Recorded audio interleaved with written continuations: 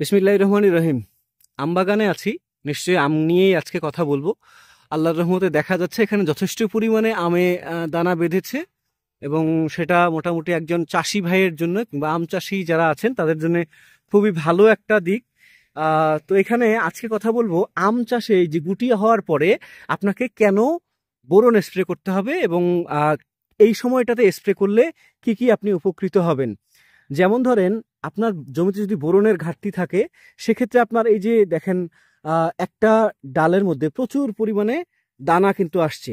যদি আপনি সঠিক পরিমাণে বোরন ব্যবহার করতে না পারেন এই দানাগুলো সঠিকভাবে থাকবে না, এগুলো কিন্তু একটা সময় পড়ে যাবে এবং কিছু কিছু জায়গায় কিন্তু আমের মধ্যে দাগ দেখা যাবে। যেমন আমি আপনাকে এখানে দেখাচ্ছি, এই যে এখানে কিন্তু যদি খুব একটা ভালো বোঝা যাচ্ছে না, বাট এই জায়গাটাতে কিন্তু কিছু কিছু কালো কালো দাগ, আশা করছি আপনারা দেখতে পাচ্ছেন কিনা জানি না, এখানে কিন্তু মোটামুটি দেখা যাচ্ছে কালো কালো দাগ হয়েছে। এই দাগগুলো থাকবে না, এই দাগটা যাতে না হয় এইটার জন্য অবশ্যই আপনাকে ব্যবহার করতে হবে বোরন।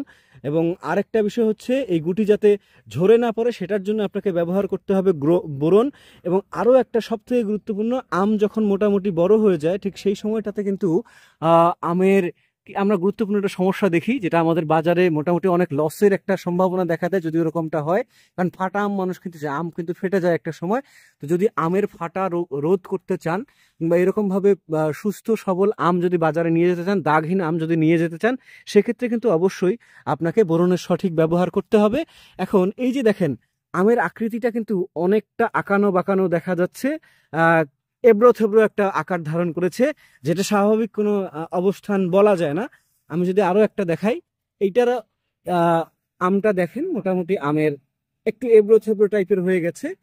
তো যদি আপনার আমের এইটা তো কিন্তু দেখা যাচ্ছে ওরকমই প্রায়, হ্যাঁ একটু দেখানোর চেষ্টা করছি যে দাগও আছে প্লাস হচ্ছে একটু আঁকা বাঁকাও আছে।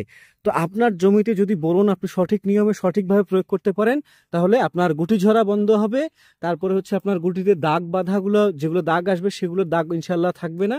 পাশাপাশি আরেকটা জিনিস হবে, আপনার আমের রংটা সুন্দর হবে এবং ভবিষ্যতে আমরা মোটামুটি আম যখন বড় হয়ে যায়, আপনারা যদিও দেখতে পাচ্ছেন এই আমটা যখন এই আকারটা ধারণ করবে, আমার আঙ্গুল দুই আঙ্গুলের মাঝখানে আকারটা ধারণ করবে, এক কথায় ভেতরের যে আঁশটা কিংবা আটিটা থাকে, আটিটা যখন মোটামুটি শক্ত হয়ে যাবে তখন দেখবেন অনেকের জমিতে আম ফেটে যাচ্ছে, যে কারণে এটা বাজারে মোটামুটি দাম পাওয়া যায় না এবং এইটার কারণে বিক্রি হয় না বলা যায়, শেষ পর্যন্ত হয় ফেলে দিতে হয় অথবা এলাকার মানুষকে দান করলেও অনেকে নিতে চায় না। সেই ক্ষেত্রে আপনি যদি অবশ্যই ভালো একজন চাষি হয়ে থাকেন, সঠিক পরিমাণে যদি বোরন দিতে চান, এখন অনেকেরই প্রশ্ন হতে পারে কি পরিমাণ দিতে হবে, কখন দিতে হবে, এবং অবশ্যই এটা আমি বলবো, আপনি যদি আপনার জমিতে বোরন দিতে চান সেক্ষেত্রে আপনাকে প্রতি লিটার পানিতে বিশেষ করে দানা অবস্থায় 1 থেকে 1.5 গ্রাম পর্যন্ত বোরন ব্যবহার করতে হবে।